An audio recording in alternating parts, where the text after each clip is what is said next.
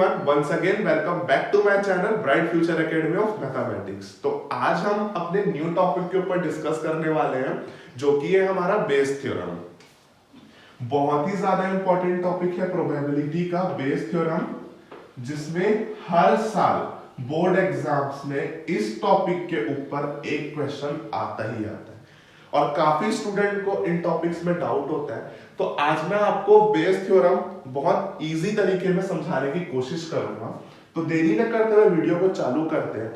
तो Bayes theorem की theory पे ना जाते हुए मैं आपको एग्जांपल से ये बेस थ्योरम होती क्या है उसके फॉर्मूले को डिराइव करना आज इस वीडियो में बताऊंगा।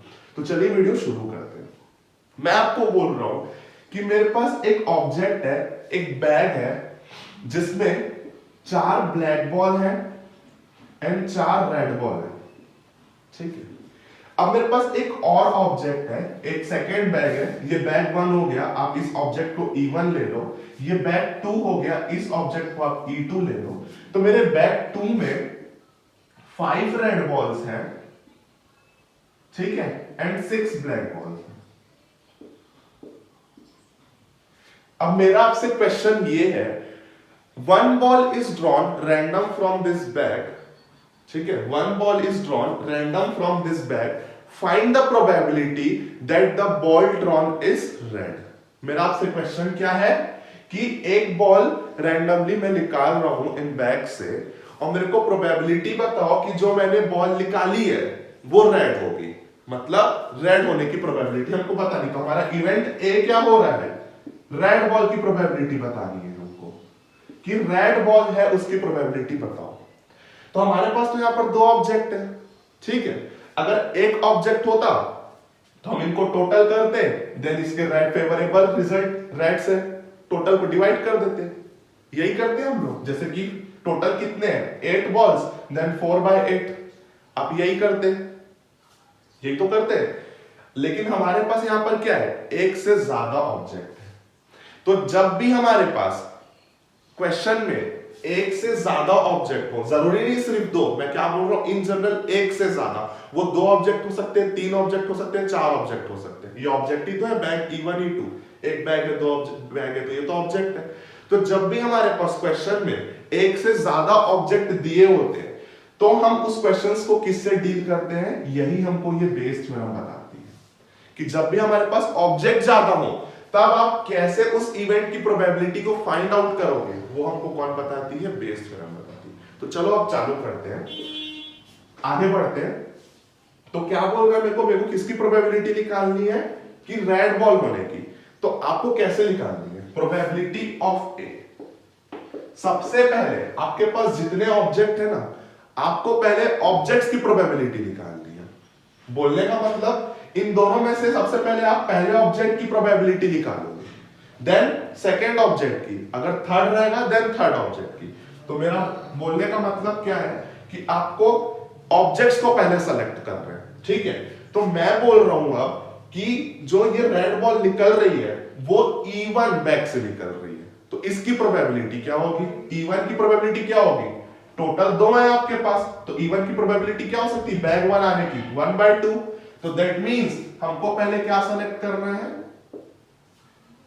ऑब्जेक्ट्स की प्रोबेबिलिटी पहले सेलेक्ट करनी है इनटू, अब मैंने E1 ऑब्जेक्ट लिया, फिर आप जो ऑब्जेक्ट लोगे उसके अंदर ये जो इवेंट हो रहा है इसकी क्या प्रोबेबिलिटी है वो आप इसके साथ मल्टीप्लाई करके लिखोगे।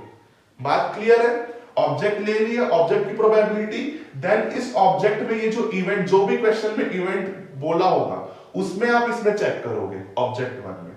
तो मेरे को क्या चेक करना है कि रेड बॉल इसमें आने की प्रोबेबिलिटी, मतलब क्या, किसमें आने की, बैग E1 में, किसकी आने की, इवेंट ए होने की। तो यही होगा A/E1, प्रोबेबिलिटी ऑफ A/E1, इस E1 बैग में इवेंट ए की प्रोबेबिलिटी। ऐसे ही लिखेंगे, हम पढ़ चुके हैं तो हम ऐसे ही लिखते हैं कंडीशनल प्रोबेबिलिटी कि इस बैग 1 में ए क्या हो, ए की जो इवेंट होने वाली है इस बैग 1 में, उसको आप किसी से लिखोगे। आई थिंक बात क्लियर है। तो ये मेरी बैग 1 की बात हो गई। अब क्या करोगे, आप बैग 2 सेलेक्ट करोगे, क्योंकि हमारे पास एक से ज्यादा ऑब्जेक्ट है तो ये पैटर्न होता है। तो अब आप बैग 2 सेलेक्ट करोगे, तो बैग 2 सेलेक्ट करोगे तो उसकी प्रोबेबिलिटी क्या होगी, probability of plus probability of E2। E2 bag होने की क्या प्रोबेबिलिटी। अब जब आप E2 बैग सेलेक्ट कर लिए हो तो इस E2 के साथ आप इनटू करोगे कि इस E2 में ये जो इवेंट A इसकी होने की क्या प्रोबेबिलिटी है। तो इवेंट A मेरा रेड बॉल होने की क्या प्रोबेबिलिटी है E2 में, तो क्या हो जाएगा इवेंट A की प्रोबेबिलिटी इस E2 बैग में क्या संभावना है होने की। अब मेरे पास यहां पर 2 ऑब्जेक्ट था तो आप यहीं रुक जाओगे और जितने भी आपके पास ऑब्जेक्ट होंगे उन सबको हम प्लस करते चलते हैं। ये बीच में प्लस का साइन लगता है, ठीक है, ये बीच में प्लस का साइन लगता है। तो मेरी बात आपको क्लियर हुई। पहले आपको ऑब्जेक्ट सेलेक्ट करना है, देन इन ऑब्जेक्ट में ये जो इवेंट ए हो रहा है उसकी प्रोबेबिलिटी प्लस फिर ऑब्जेक्ट 2, देन इसमें इवेंट हो रहा है उसकी प्रोबेबिलिटी। अगर मेरे पास कोई ऑब्जेक्ट 3 होता तो मैं फिर प्लस लिख के इस ऑब्जेक्ट 3 की प्रोबेबिलिटी, देन ये जो इवेंट इस ऑब्जेक्ट 3 में होता वो लिखता। तो इस तरीके से ये चलते रहेगा जितने भी हमारे पास ऑब्जेक्ट है। तो आई थिंक ये आपको बात क्लियर हो गई कि अगर मेरे पास एक से ज्यादा ऑब्जेक्ट है तो आप कोई भी इवेंट ए को कैसे फाइंड आउट करोगे, इस तरीके से। अब मेरा इवेंट ए क्या था, रेड बॉल होने की प्रोबेबिलिटी इन दोनों बैग में से, तो ये मेरा रिक्वायर्ड प्रोबेबिलिटी होगी इवेंट ए के लिए। यहां तक आई थिंक आपको क्लियर है। अब मेरा आपसे क्वेश्चन चेंज होने जा रहा है, ठीक है, आई थिंक यहां तक क्लियर है। अब आपसे मेरा क्वेश्चन है आपसे कि we are given 2 bags, हमारे पास 2 बैग हैं। One ball is drawn random from this bag and it is found that the ball is red.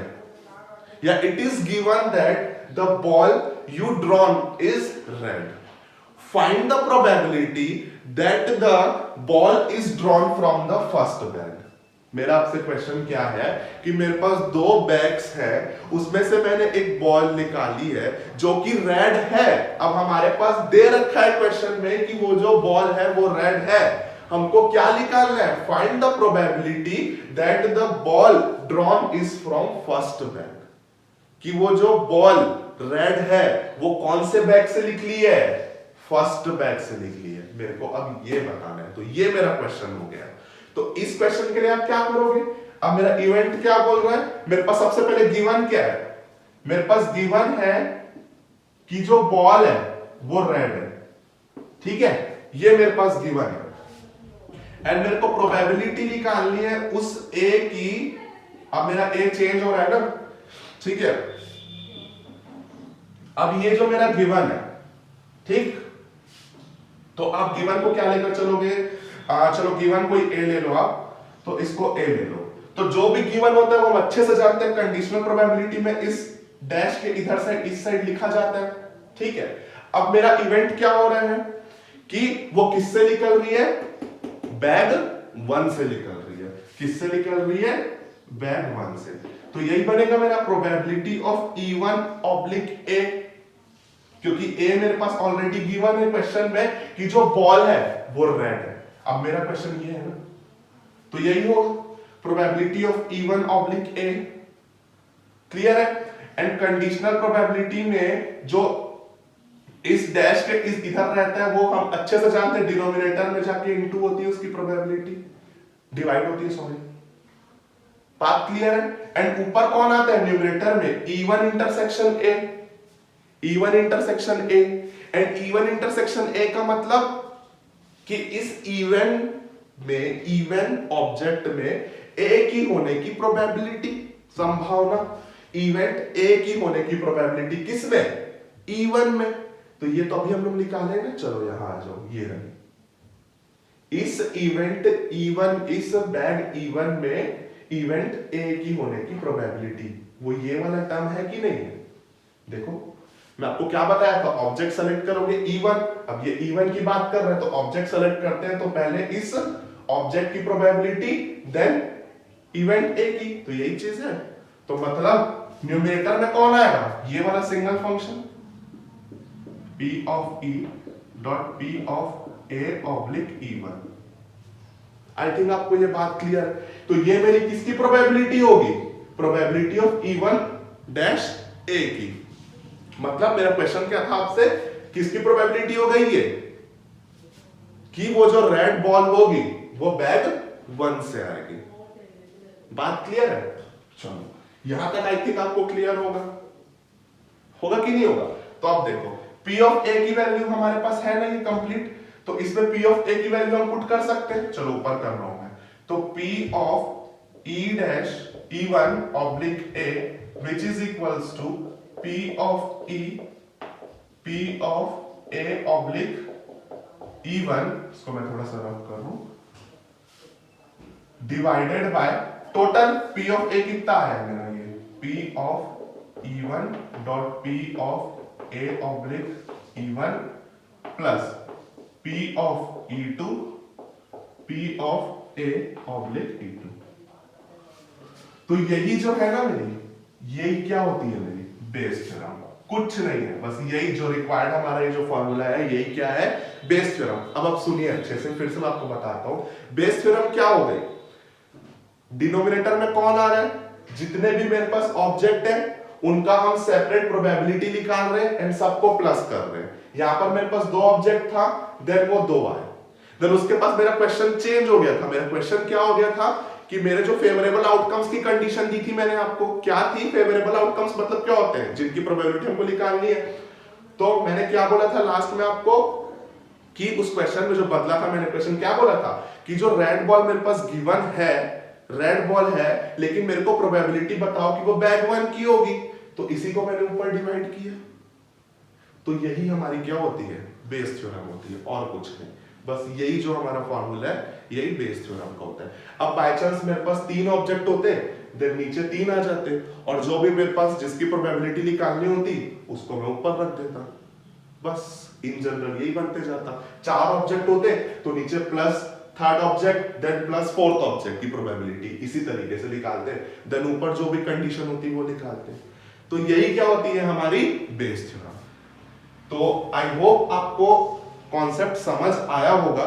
Next video में मैं आपको इसके ऊपर कंप्लीट क्वेश्चन बताऊंगा कि क्वेश्चन कैसे आप सॉल्व करोगे। आई होप यहां तक आपको बहुत अच्छे से समझ आया होगा। अगर वीडियो अच्छी लगी हो तो लाइक करें, शेयर करें, सब्सक्राइब करना चैनल को बिल्कुल ना भूलें, एंड ज्यादा से ज्यादा सपोर्ट करें, अपने फ्रेंड्स के साथ शेयर करें, एंड कोई भी डाउट हो तो कमेंट सेक्शन में अपने डाउट पूछें। तो मिलते हैं